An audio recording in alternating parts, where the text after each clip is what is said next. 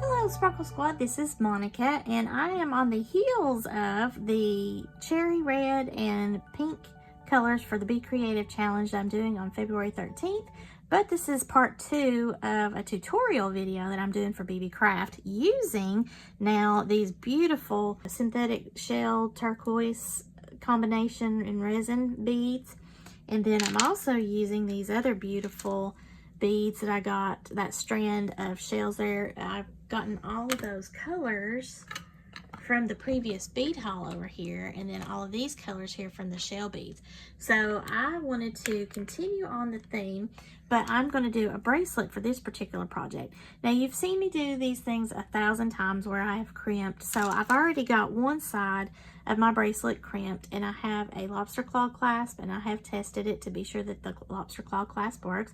I have covered the ending wire tail that is through the bead, and now I'm coming to the other end of my bracelet. So I'm just going to show you like a refresher on how to crimp, and that is going to be this short and sweet tutorial. Okay, so I need to have the additional tool called a crimping plier, in the addition to all the other ones like my flush cutters and my bent nose pliers and my flat nose pliers. Just depends on how you're going to do your bracelet as far as what tools that you will need. Now I have put this around my wrist and I'm sure that it's going to be a good size for me, but to draw your attention to the fact that these are chunky size beads, like gumball beads. They're like a small gumball size bead, but they are still a chunky bead. So that's going to take up some of your bead tension on your bead stringing wire.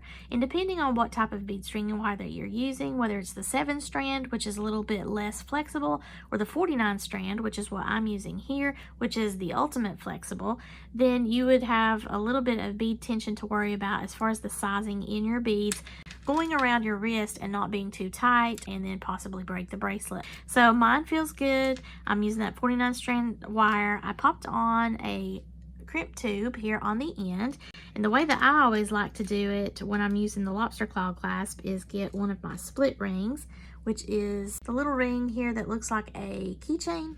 So I'm going to just pop that onto my wire, and I'm going to go over the split ring, and then I want to be able to keep my wire side by side as I'm going through this crimp tube. So I usually just make sure that my thumbnail stays on that wire. I like to feed this wire through the last couple of beads, maybe like 3 or 4 of them, just depends on the size and the weight of the piece. I think this is going to be okay here, so I'm just going to take my bent nose plier and pull the slack out and kind of push the beadwork down the strand. I'm okay to let go of that because once I'm sure that everything is lined up, it's not going to really jump around inside those beads because I've got it kind of where I want it. As I push this down towards what I'm doing here, I'm getting a little bit tighter, and you can see I'm getting that bead tension. So I do want to leave a little bit more wiggle room since I am using chunkier beads on this, but I don't want a bunch of gaps. And then I also want to leave about 1/4 of an inch of the loop here on the end. So there's a lot of things to keep in mind, and I'm still side by side on the wire as I'm looking at it in my crimp tube here. So now I'm going to let go with the right hand, come over here and grab my crimping plier, and I'm going to go to the back of the plier in that U-shaped divot and then give it a good squeeze. And you can see it's created a U-shape. Then turn my crimper over here onto the top, and I'm in the front area of my crimper, and then I'm going to give it a squeeze, which then closes the sandwich, and you can see that the crimp is now side by side. And then sometimes I like to come over the top with my bent nose plier and just give that a squeeze to make sure that it's good and closed. And then with my flush cutter, I come over here and cut the tail off. I just come right up against that bead and give it a cut. And be sure you're not cutting the wire that runs through the beads, or else all of your piece will come apart. But I want to go up against that bead so that it is flush, and then I kind of maneuver all my beads around. This is another little last test, and you can see it still moves around very easy, very free. Even though I've got those big beads on there, I've still got room. Now what I did here on this end is put a crimp cover over it, so I'm going to do that as well. And that also will affect your bead tension depending on if you've left yourself some wiggle room here. You shouldn't have any problems. But I do like to hide that tail on the ends of my pieces. A lot of people might cut them off right at the crimp tube or the crimp bead if that's what you like to use. I don't like to do that because I like the added security through the last few beads, especially if it's going to be a piece that you're going to wear a lot. I have a crimp cover, and I like to just put it on the side, the rounded side underneath that sandwich that I've created. And I have the sandwich side up with my crimp cover facing up so that I can easily close this. And I've got it wedged in between my thumbnail and my pointer fingernail. Got my bent nose plier over top of it, and then I'm just going to start squeezing. And I want to make sure that I am squeezing that shut. I'm not trying to flatten this. I'm just squeezing it shut to where I don't have a gap anymore. And then it ultimately looks like a round bead. So I have my little bracelet crimped. And then I'm going to make an earring here. I'm at the top of this ear wire that I've got just a ball pin on the bottom. I've got my round nose pliers. I'm going to go at a 90-degree angle bend over the top, reposition to where I am straight up and down, up, over, and down as far as pulling it over the plier. I've got a question mark shape now. Put this back on the bottom rung of my plier, and I'm going to hand this off to my left hand because I am right-handed. Pull this back towards myself, that way I have the loop. And then I can either use my straight nose pliers or I can use my bent nose, and I like the bent nose.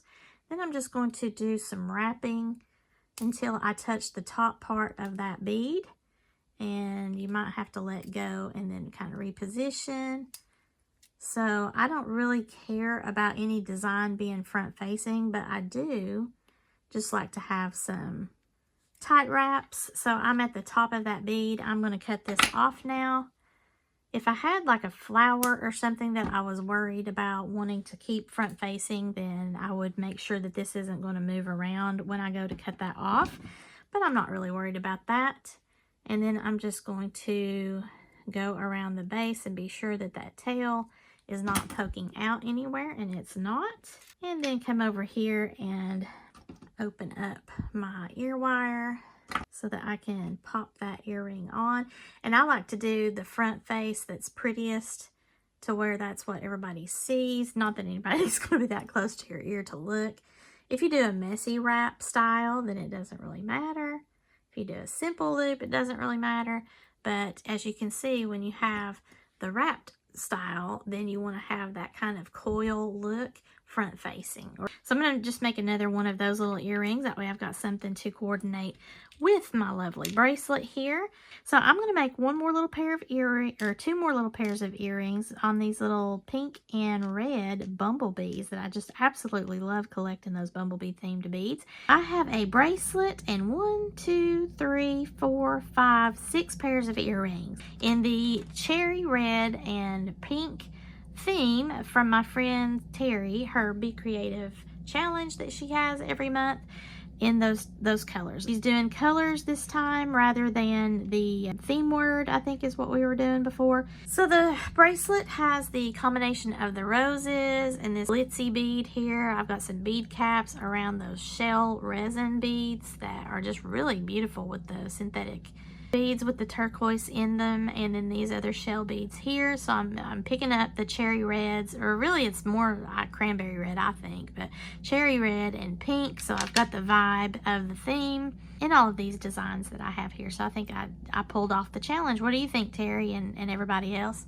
Check out everyone that might be participating via the hashtag BeCreative, as well as Miss Terry Jeanette over at her Be Creative channel, which I'll have linked below, and her Tapping Flamingo channel if you're interested in her content over there as well. She's got so many cool ideas on jewelry making, but also crafting, and she does doll collecting as well that you might be interested in that. So thank you again to BeeBeeCraft for the beautiful supplies that I received. If you're interested in joining their YouTube partner program, be sure to go to their website. I will have the link below to that if you're interested. I appreciate those of you who are purchasing via my affiliate links with BeeBeeCraft. If you enjoyed this video, please give me a thumbs up. Share this with any of your jewelry making friends that might be interested in what you see here and some of my techniques and crazy bead schemes, because I absolutely love working in themes. And if you've not already done so, please subscribe to my channel. And as always, thank you so much for watching and have a sparklerific day, y'all. Bye!